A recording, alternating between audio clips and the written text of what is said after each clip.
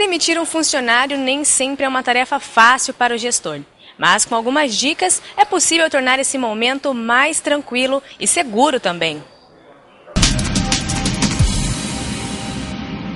Bom, Douglas, quais são as orientações para o momento de uma demissão?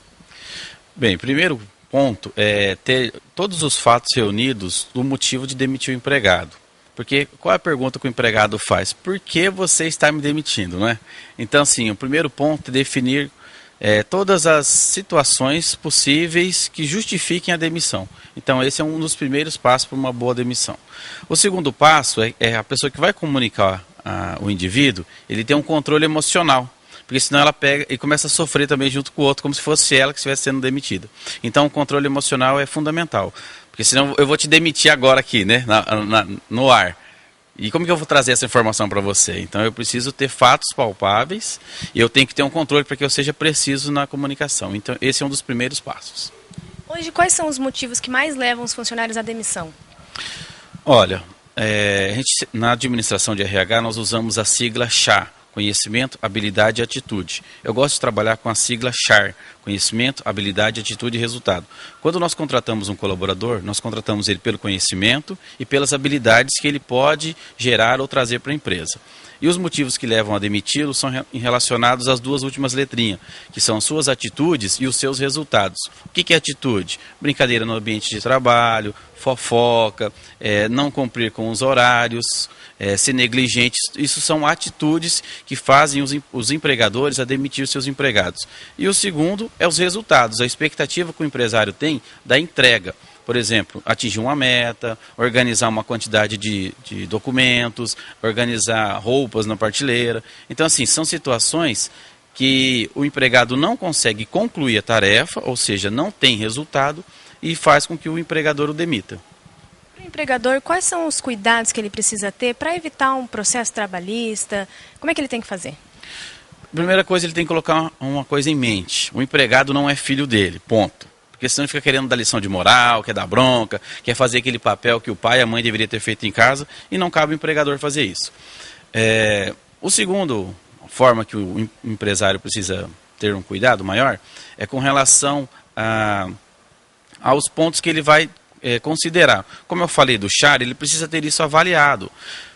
Para na hora da demissão ele comunicar, olha, colaborador, você tem desempenhado as atitudes abaixo da expectativa da empresa. Aí o empregado vai perguntar quais são essas atitudes que estão abaixo da expectativa. Ele pontuar com ele, por exemplo, a brincadeira e etc.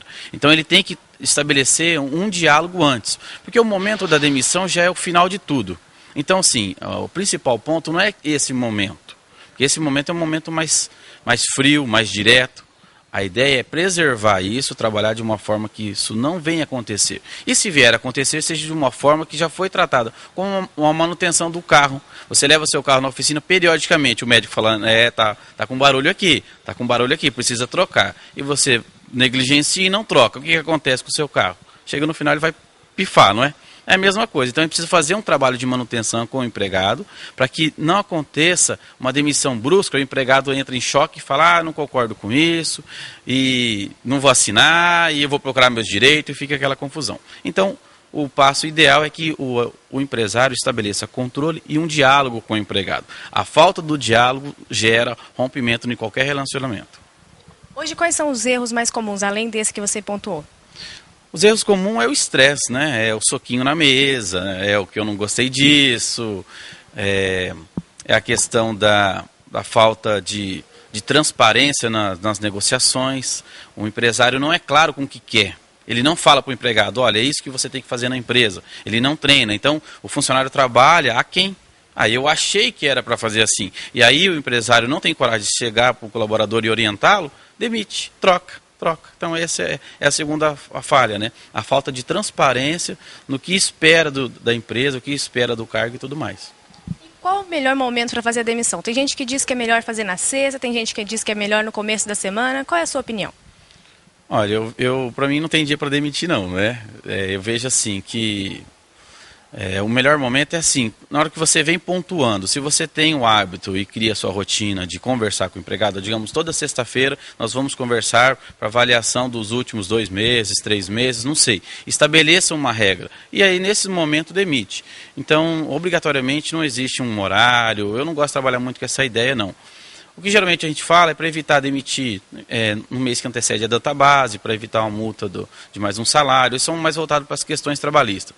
Mas eu acho que o empregado deve ser demitido no momento em que ele é acompanhado, ele é orientado periodicamente do seu andamento, da situação. Então, pode ser de manhã, pode ser na hora do almoço, não importa o horário. Tem uma orientação para que o gestor esteja acompanhado de alguém do RH ou não? Boa pergunta. A pessoa ideal para demitir é aquele que se relaciona direto com o empregado. Por exemplo, eu sou casado, né? Faz 10 anos que eu sou casado. Eu vou ficar muito louco se minha sogra vier falando que minha esposa quer terminar comigo. Então, assim, quem tem que fazer esse papel é aquele que se relaciona. Tem que ser os dois, o líder e o liderado. Esse sim, ele vai lá e comunica. Olha, a partir de hoje a empresa está dispensando você em relação às suas atitudes, aos resultados, né? Pontua isso. E depois o RH vai formalizar a documentação, o aviso prévio, liberar a rescisão de contrato e tudo mais. Aí já é uma questão mais trabalhista. Mas a comunicação tem que ser com aquele que se relaciona. A pessoa do RH nem sempre tem um contato direto com o empregado. E aí leva para a salinha e fala assim, o pessoal do RH está te esperando, né? A pessoa já vai tremendo, né? Se tiver escada, já quase cai da escada. Então eu vejo assim, que isso é um terror psicológico que faz para o empregado. Quem comunica é o líder, é aquele que tem contato direto com ele. Como lidar com as diferentes reações? Como eu falei com relação ao carro, se nós trabalharmos a prevenção, não vai ter estresse, porque já foi pontuado. Agora, tudo bem, se de repente a empresa não tem esse hábito, uma coisa que eu falei no workshop para os empresários, se você mente na hora de contratar um empregado, começa por aí a conversa, né? O cara mente, ele promete os céus e a terra, né? E depois não cumpre com aquela palavra. E depois, na hora de demitir, o que ele vai usar também? Outra mentira. Então, 2 mentiras na entrada e na saída vai gerar estresse, porque vai gerar sensação de frustração, engano e tudo mais. Então, eu vejo assim, com relação às emoções, vai ter empregado que vai não se conformar. Primeiro ponto, não concordo, não é isso, você está errado, tal. É o vitimismo. O que o empresário tem que fazer? Se calar, deixar o cara falar o que tiver que falar, fala assim, bem, é o seu ponto de vista, mas a decisão da empresa é demiti-lo. Então, eu acho que não tem que ficar nesse momento discutindo os porquê. Rompeu, né? Rompeu o relacionamento, acabou, ponto final.